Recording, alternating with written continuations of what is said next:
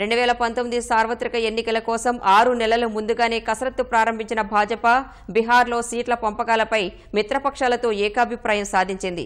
40 లోక్సభ స్థానాలున్న బీహార్లో భాజపా జేడీయూ చెరో 17 స్థానాలకు, లోక్ జనశక్తి మరో 6 స్థానాలకు పోటీ చేయాలని 3 పార్టీలు నిర్ణయించాయి. ఈ మేరకు ఢిల్లీలో భాజపా అధ్యక్షుడు అమిత్ షా, జేడీయూ అధినేత బీహార్ సీఎం నితీష్ కుమార్, ఎల్జేపీ అధ్యక్షుడు రామ్ విలాస్ పాస్వాన్ చర్చలు జరిపారు. బీహార్లో 2014 లోక్సభ ఎన్నికల్లో భాజపా 22 చోట్ల నెగ్గగా ఎల్జేపీ 6, రాష్ట్రీయ లోక్ సమతా పార్టీ 3 చోట్ల విజయం సాధించాయి. ఇటీవల రాష్ట్రీయ లోక్ సమతా పార్టీ ఎన్డీఏను వీడి యూపీఏ గూటికి చేరింది. ఆర్ఎల్ఎస్పీ ఎన్డీఏను వీడినందున తమకు ఎక్కువ స్థానాలు కావాలని ఎల్జేపీ డిమాండ్ చేయగా ఒక దశలో ఆ పార్టీ కూడా బయటకు వెళుతుందనే సంకేతాలు వచ్చాయి.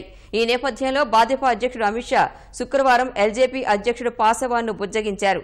ఎల్జేపీకి 6 లోక్సభ సీట్లతో పాటు ఒక రాజ్యసభ సీటిస్తామని ఒప్పించారు. పాసవాన్ ఈ స్థానం నుంచి రాజ్యసభ బరిలో నిలిచి తాను ప్రాతినిధ్యం వహిస్తున్న హాజీపూర్ నుంచి కుమారుడు చిరాగ్ పాస్వాన్ను పోటీ చేయించాలని భావిస్తున్నారు.